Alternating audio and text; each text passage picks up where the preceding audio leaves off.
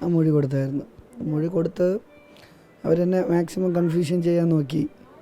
എന്നാലും കുറേയൊക്കെ ഞാൻ പറയുന്നതിന് വിരുദ്ധമായിട്ടാണ് അവർ എഴുതിയെങ്കിലും എനിക്കത് ഒരു ഇത് വിശ്വാസം പോരാത്ത പോലെ. എന്താണെന്ന് വെച്ചാൽ ഇവർ എന്ത് വേണം എഴുതി ചേർക്കാമല്ലോ. അപ്പോൾ എനിക്കതുകൊണ്ടാണ് ഞാനിപ്പോൾ പറയുന്നത്, എന്തുകൊണ്ട് ഞാനിപ്പോൾ ഒരു കാര്യം എൻ്റെ കേസ് എടുത്തു, ഇവരെ കേസിൽ പരാതിയുടെ പേരിൽ ഇവർ മൊഴിയെടുത്തു, അത് കഴിഞ്ഞ് ബാക്കിയുള്ള ഡീറ്റെയിൽ കഴിഞ്ഞു. ഇവരെ ആദ്യം കേസ് കൊടുക്കുകയാണല്ലോ, മേയർ മാഡം കേസ് കൊടുത്ത് എന്നെ ജാമ്യത്തിലാണ് വിട്ടയച്ചത്. ഇപ്പോൾ പൊതുവേ ഇവരെ പേരിൽ കേസ് എടുത്തിട്ടുണ്ട്. അതിൻ്റെ മൊഴി കൊടുക്കാനാണ് ഞാൻ പോയത്. മൊഴി കൊടുത്തിട്ട് ഇവർ എന്തായാലും ജാമ്യം എടുത്തിട്ടില്ല, ഇതുവരെ എടുത്തിട്ടില്ല. എന്തുകൊണ്ടാണ് അവരെ പേരിൽ നടപടി എടുക്കാത്തത്? ഇപ്പം ഞാൻ ജോലിയുടെ വെളിയിലാണല്ലോ.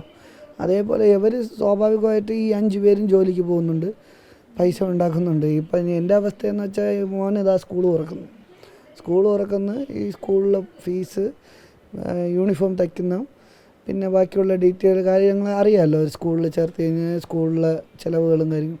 അപ്പോൾ 715 രൂപയ്ക്ക് ജോലി ചെയ്ത എനിക്ക് ഇപ്പോൾ ജോലിയില്ല, ശമ്പളവും ഇല്ല, ഒരു അവസ്ഥയില്ല. ജോലിക്ക് കയറാൻ ഞാൻ നമ്മുടെ ഗതാഗത മന്ത്രിക്കും നമ്മുടെ CMDക്കും പരാതി കൊടുത്തായിരുന്നു ഇതിൻ്റെ പേരിൽ.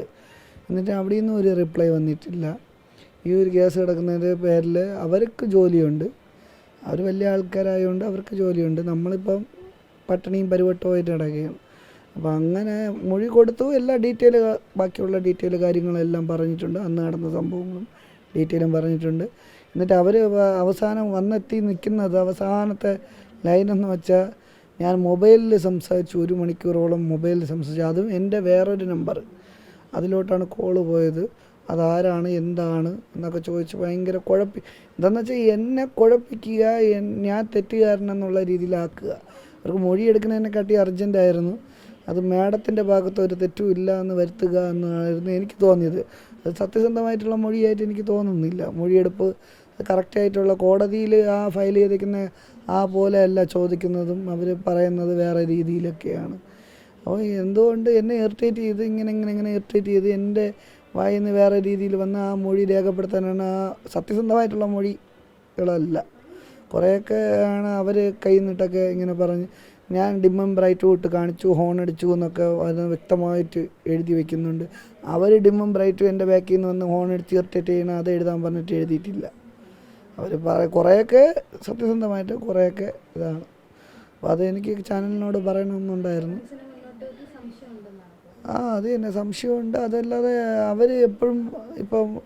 അവരിപ്പം വലിയ ഒരു മേയറല്ലേ, അപ്പോൾ അവരെ സപ്പോർട്ട് ചെയ്താണ് സംസാരിക്കുന്നതും കാര്യങ്ങൾ പറയുന്നതും എല്ലാം.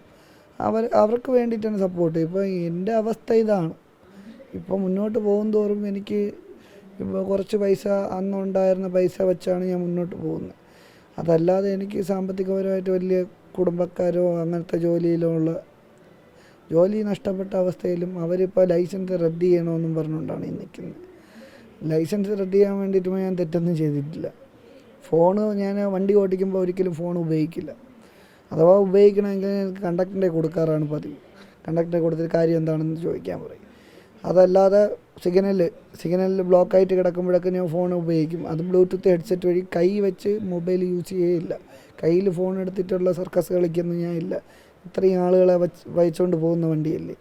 അപ്പോൾ അതിനൊക്കെ ഇവർക്ക് വേണമെങ്കിൽ അതൊക്കെ തെളിയിക്കുക, അതിൻ്റെ ഡീറ്റെയിലൊക്കെ എടുക്കുകയൊക്കെ ചെയ്യാം. പക്ഷേ ന്യായമായിട്ടുള്ള കാര്യത്തിന് ന്യായമായിട്ട് നിൽക്കുക. പോലീസുകാരായാലും ഇപ്പോൾ ആരായാലും ന്യായമായിട്ടുള്ള കാര്യം. ഇപ്പോൾ തെറ്റ് ചെയ്തവർ സുഖമായിട്ട് ജീവിക്കുകയാണ്. തെറ്റ് ചെയ്തിട്ട് അവർ സുഖമായിട്ട് ആ ഒരു മേയർ എന്ന പദവിയും MLA ആയാലും MLAയുടെ മേയറെ സഹോദരനായാലും സഹോദരിയായാലും മറ്റ് 5 വ്യക്തികളും സുഖമായിട്ട് ജീവിക്കുന്നുണ്ട്. അവർ ജോലിക്ക് പോകുന്നുണ്ട്. അവരെ പേരിൽ കേസെടുത്തിട്ട് ഒരു ജാമ്യത്തിൽ പോലുമല്ല. എന്നെയാണെങ്കിൽ പെട്ടെന്ന് പിടിക്കാനുള്ള ധൃതിയും, സാധാരണ ഒരു ജനമാണ് ഞാൻ. എന്നെ പിടിക്കാനുള്ള ആർജവം പോലും ഒരു മേയറിനെ പിടിക്കാൻ ഇത്രയും കാലമായിട്ട് കേസെടുക്കാനോ അവർക്ക് സാധിച്ചില്ല. അതാണ് എനിക്ക് വലിയൊരു വിഷമമായിട്ട് തോന്നുന്നത്. വെച്ചാൽ ഒരു പ്രഹസനം മാത്രമായിരുന്നു.